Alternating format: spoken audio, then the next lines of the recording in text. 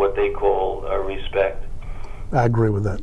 So the troops are hearing that there's no room for, so even firefighters that weren't going down there because they know what to expect, so they were all outraged now that they're not invited. Well, it's not that kind of a ceremony. There were 2,700 people lost that day, and they all have families, and it's not just about 343 firefighters and 35 police officers. You know, it's not just about us. It's about everybody that was lost. The president is coming, so you know it's a big deal, unfortunately, and there's not room to have everybody. It's not a firefighter event. Of course, we're the biggest part of it because we were the people who tried to save everybody that day. But it is different, and there are people complaining. I think it's more than what it should be. Right. So basically, I mean, for you guys, this is a pretty solemn day, and so it doesn't bother you to not take part in something that is just so over the top with politicians and. Me, I would much rather be at a firehouse with 50 people that really cared than be surrounded by media and phony politicians any day of the week. But you go there to these things because you go out of respect for those 2,700 people that died that day, and the firefighters first of all, foremost. So you go because you feel like you have to go to pay that respect. But I don't know anybody that really wants to be there. I can't imagine wanting to be there. Are you going to be there? And I know that sounds like a stupid question, but no, yes, I absolutely will be there. Okay. I don't miss it. And I'm sort of going to wrap up here with a question about to put Alan's position in better perspective for me.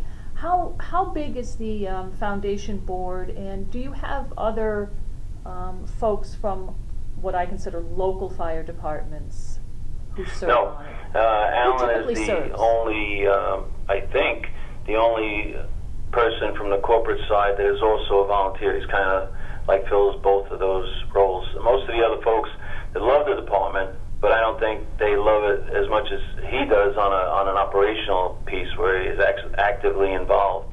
They're real estate people, marketing people, retail people. We got a nice mix. We have a terrific board now. It's grown. More and more people like Alan that are able to deliver support from major corporations. And that was our goal from the beginning, to bring in real players that can really do something for the department, and they've done a great job. Great. And Tom, clarify one thing that I told. I said that the FDNY Foundation is the only affiliate to the Fire Department of New York that the Fire Department of New York recognizes. Yes, of course we have an FDNY museum that the Fire Department recognizes and supports. It's in a building owned by the Fire Department. And there are other fraternal groups and societies, but we are the 1401 or 7, whatever they call that tax number that the department supports. And we help them with so many ways. Sometimes they can't take a contribution because of all the laws, so we're able to take it and then funnel it back to the department in form of equipment or something like that they weren't able to get in their normal budget. So yes, we are the one official charitable foundation of the FDNY. And our annual dinner this year was the best dinner we've had. We raised $1.7 million. Yeah, you mentioned that earlier. Yeah. I have that in my notes. Thanks. Yeah, we've come a long way since we started this thing about 15 years ago. Is there? I'm all set, but I just want to ask: is there anything I've missed? Anything else you want to say about Alan, about this anniversary, just anything I've missed in general? No, other than the fact that there's a warrant out for his arrest, and hopefully he'll be able to get through September 11th without being incarcerated. I can't think of anything. Hopefully he'll beat the rap. Well, I'm just glad your parole officer lets you out for an hour to do this interview. Sitting right here. Right. Thank you very much, Mr. Von Essen. You're welcome. Tom, take your bracelet off and go on back to work. All right, goodbye. Hey, Tom, thanks a million, okay? You're welcome. All right, bye-bye. He's a great guy. That was really interesting, his take on it. Well, he's, over the years I've known him, and we've spent a lot of time together because he's affiliated with us and does work for Honeywell Fire. Some of the stories that he tells, riding from Boston to New York to a meeting or something, it takes your breath away. You know, the number of funerals that he went to. I can see why he wouldn't want to think about it. Yeah, and you know what? You really, listening to him, it's no BS. No. I mean, that guy is still I'm surprised he didn't get on his soapbox about in a lot of pain. about the politicians. Yeah, but you know, you can still hear the pain in his. Oh, yeah. I think the pain in his voice about that. He's got a great family. He's got lovely wife Rita. He's got 4 kids. I've met one of them.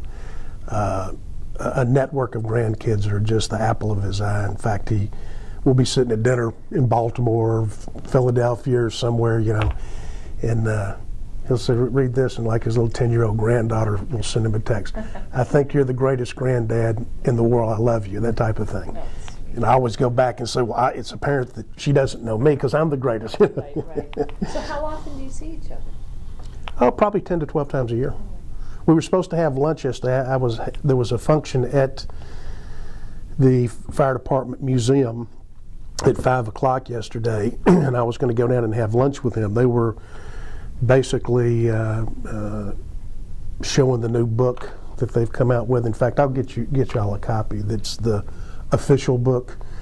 And as would have it, things got sideways. My schedule got juggled up, and it wasn't a board meeting or anything. It was just kind of like a function, so I wasn't able to attend. But we would have had lunch, and then he was here a couple of weeks ago.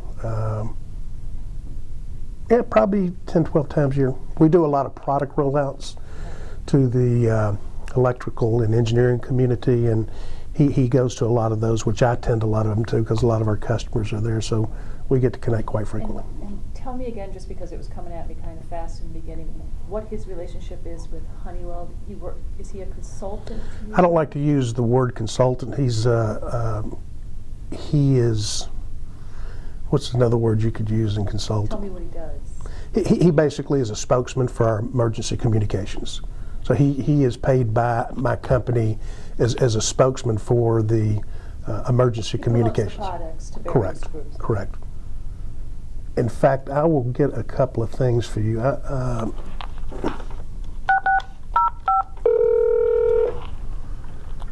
Yes, hey, could you see if Corporate Communications could find me a quick copy of the Von Essen video that he did for us, I think maybe about 4 years ago on emergency communications? All right, I'll try to find one. Thanks. Okay.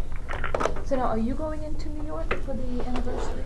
No, I plan on being in Durham. We're having a ceremony in Durham. That's what I was going to ask. Our local departments? Yes, we have I might, when we get finished, I'll look in my desk here. I just read this in the paper, and Steve Levy, our ex-chief, asked me if Honeywell could participate in providing some things for it. So we provided we're going to provide the little 9/11 memory pins for everybody that comes. But we do a service on the green every year.